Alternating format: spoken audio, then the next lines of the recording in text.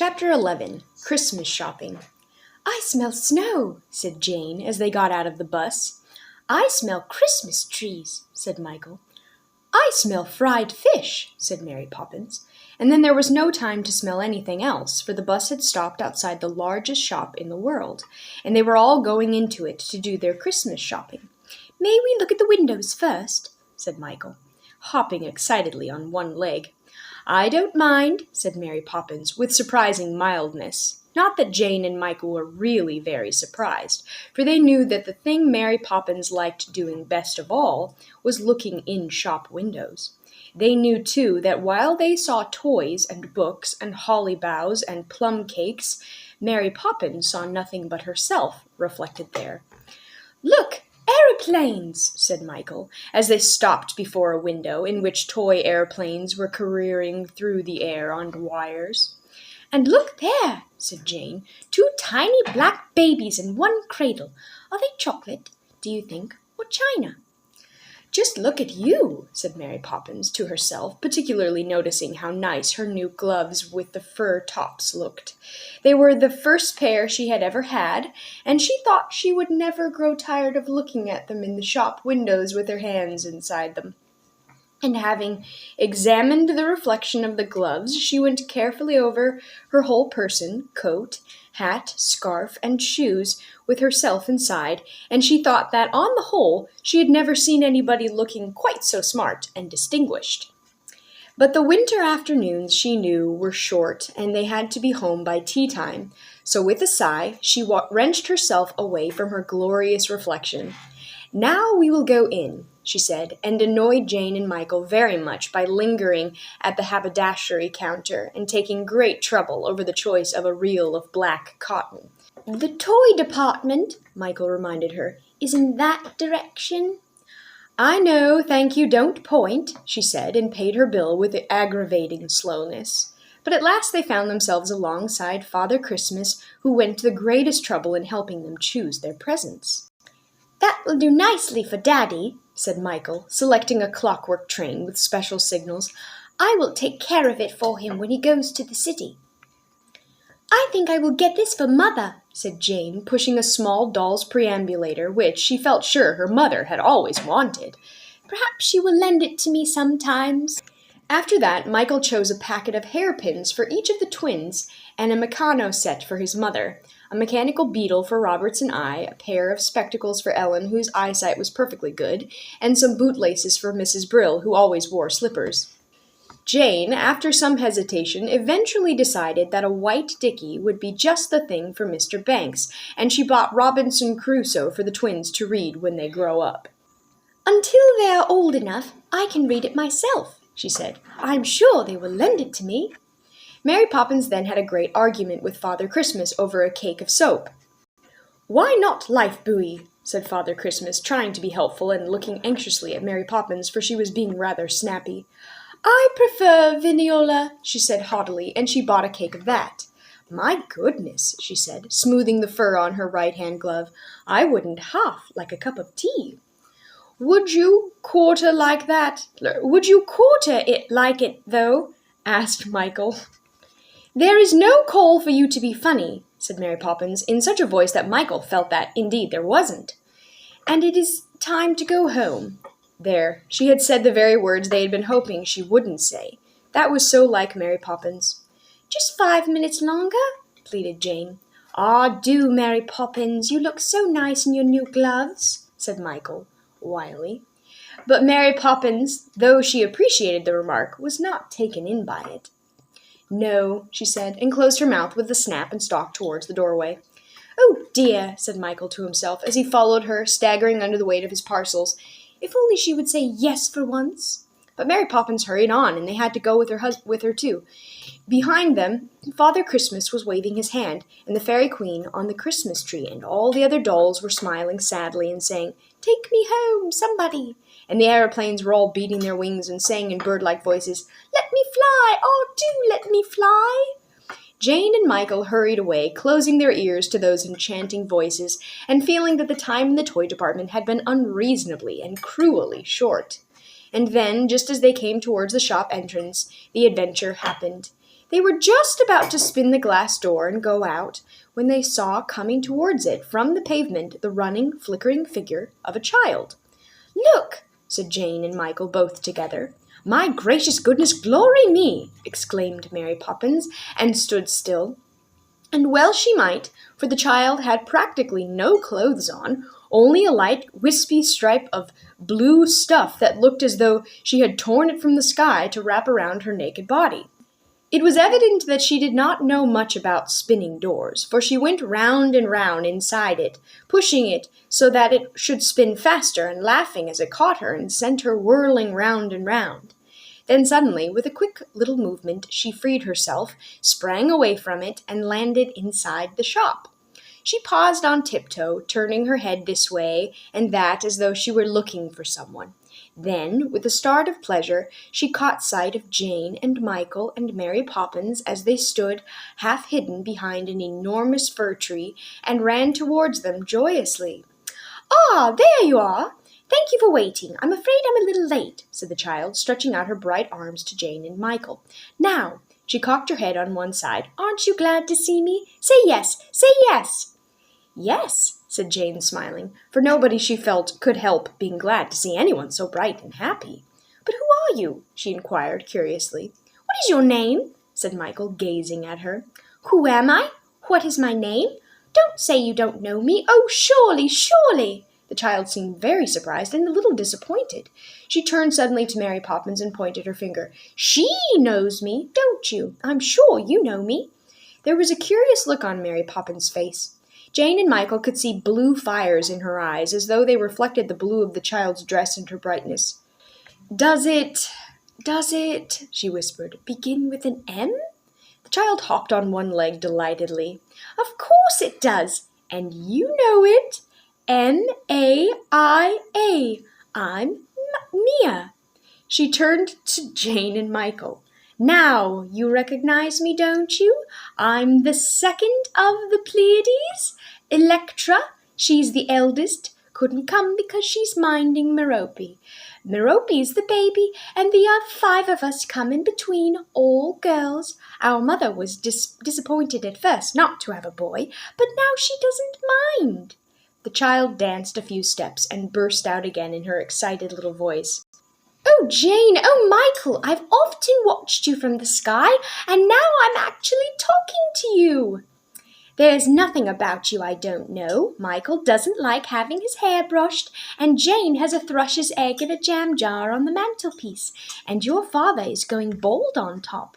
I like him. It was he who first introduced us, don't you remember? He said one evening last summer, 'Look, there are the Pleiades, 7 stars all together, the smallest in the sky, but there is one of them you can't see.' He meant Merope, of course. She's still too young to stay up all night. She's such a baby that she has to go to bed very early. Some of them are up there call us the little sisters, and sometimes you are called the 7 doves, but Orion calls us you girls and takes us hunting with him." "But what are you doing here?" demanded Michael, still very surprised. Mia laughed. "Ask Mary Poppins, I'm sure she knows." "Tell us, Mary Poppins," said Jane. "Well," said Mary Poppins snappily, "I suppose you 2 aren't the only ones in the world that want to go shopping at Christmas." "That's it," squealed Mia delightedly. "She's quite right. I've come down to buy toys for them all. We can't get away very often, and because we're so busy making and storing up the spring rains. That's the special job of the Pleiades. However, we drew lots, and I won. Wasn't it lucky?" She hugged herself happily. "Now come on, I can't stay very long, and you must come back and help me choose." And dancing about them, running now to one and now to the other, she shepherded them back to the toy department. As they went, the crowds of shoppers stood and stared at them and dropped their parcels with astonishment.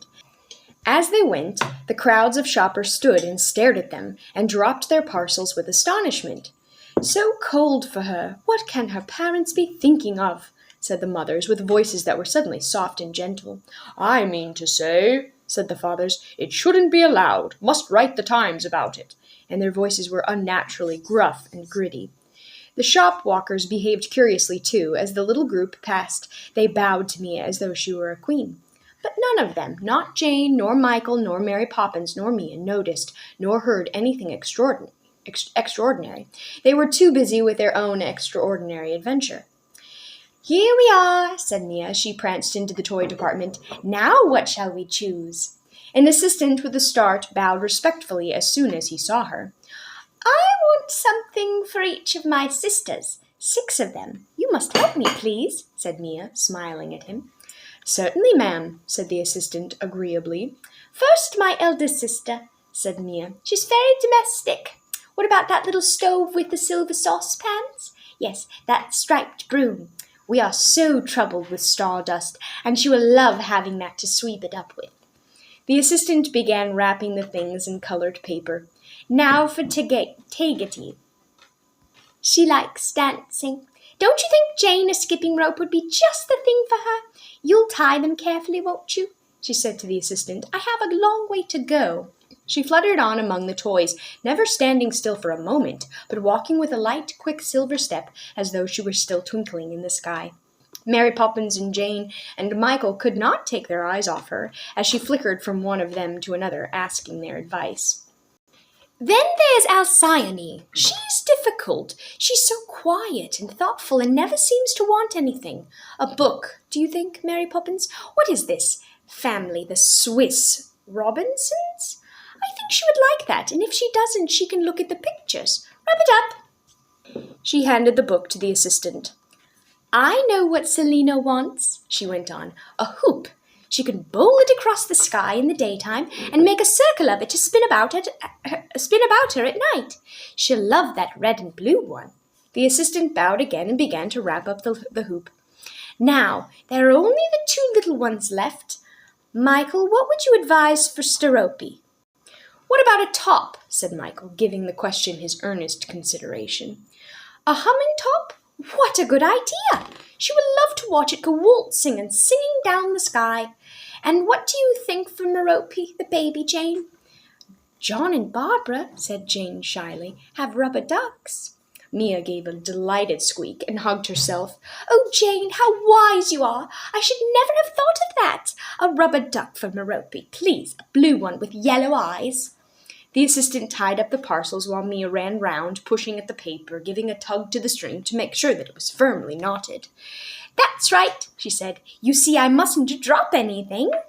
Michael, who had been staring steadily at her ever since she first appeared, turned and said in a loud whisper to Mary Poppins, "But she has no purse. Who will pay for the toys?" "None of your business," snapped Mary Poppins, "and it's rude to whisper." But she began to fumble busily in her pocket. "What did you say?" demanded Mia with round, surprised eyes. "Pay? Nobody will pay. There's nothing to pay, is there?" She turned her shining gaze upon the assistant. "Nothing at all, madam," he assured her, as he put the parcels into her arms and bowed again. "I thought not. You see," she said, turning to Michael, "the whole point of Christmas is that things should be given away, isn't it? Besides, what could I pay with? We have no money up there." And she laughed at the mere suggestion of such a thing. "Now, we must go on," she went on, taking Michael's arm. "We must all go home. It's very late, and I heard your mother telling that you must be home in time for tea. Besides, I must get back too. Come." And drawing Michael and Jane and Mary Poppins after her, she led the way through the shop and out by the spinning door. Outside the entrance, Aunt Jane suddenly said, "But there's no present for her. She's bought something for all the others and nothing for herself. Mia has no Christmas present." And she began to search hurriedly through the parcel she was carrying to see what she could spare for Mia. Mary Poppins gave a quick glance into the window beside her. She saw herself shining back at her, very smart, very interesting, her hat on straight, her coat nicely pressed, and her new gloves just completing the whole effect. "You be quiet," she said to Jane in her snappiest voice. At the same time, she whipped off her new gloves and thrust one onto each of Mia's hands. "There," she said gruffly. "It's cold today. You'll be glad of them." Mia looked at the gloves, hanging very large and almost empty upon her hands. She said nothing, but moving close to Mary Poppins, she reached up to her spare arm and put it around Mary Poppins' neck and kissed her. A long look passed between them, and they smiled as people smile who understand each other. Mia turned then, and with her hands lightly touched the cheeks of Jane and Michael, and for a moment they all stood in a ring at the windy corner, gazing at each other as though they were enchanted. "I've been so happy," said Mia softly, breaking the silence. "Don't forget me, will you?" They shook their heads. "Goodbye," said Mia. "Goodbye," said the others, though it was the last thing they wanted to say. Then Mia, standing poised on tiptoe, lifted up her arms and sprang into the air. She began to walk up it, step by step, climbing ever higher, as though there were invisible stairs cut into the grey sky. She waved to them as she went, and the three of them waved back. "What on earth is happening?" somebody said close by. "But it's not possible," said another voice. "Preposterous!" cried a third, for a crowd was gathering to witness the extraordinary sight of Mia returning home. A policeman pushed his way through the throng, scattering the people with his truncheon. Now, what's all this?" He looked up, his gaze following that of the rest of the crowd. "'Ere," he called angrily, shaking his fist at Mia. "Come down! What you doing up there, holding up the traffic and all? Come down! We can't have this kind of thing, not in a public place. 'Tisn't natural." Far away they heard Mia laughing and saw something bright dangling from her arm. It was the skipping rope. After all, the parcel had come undone.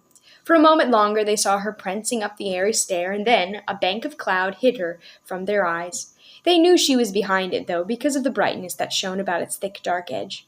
"Well, I'm jiggered," said the policeman, staring upwards and scratching his head under its helmet. "Well, you might be," said Mary Poppins, with such a ferocious snap that anyone else might have thought she was really cross with the policeman. But Jane and Michael were not taken in by that snap, for they could see in Mary Poppins' eyes something that, if she were anybody else but Mary Poppins, might have been described as tears. "Could we have imagined it?" said Michael when they got home and told the story to their mother.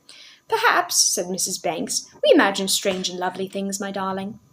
"What about Mary Poppins' gloves?" said Jane. "We saw her give them away to Mia, and she's not wearing them now, so it must be true." "What? Mary Poppins?" exclaimed Mrs. Banks. "Your best fur-topped gloves? You gave them away?" Mary Poppins sniffed. My gloves are my gloves, and I do what I like with them," she said haughtily, and she straightened her hat and went down to the kitchen to have her tea.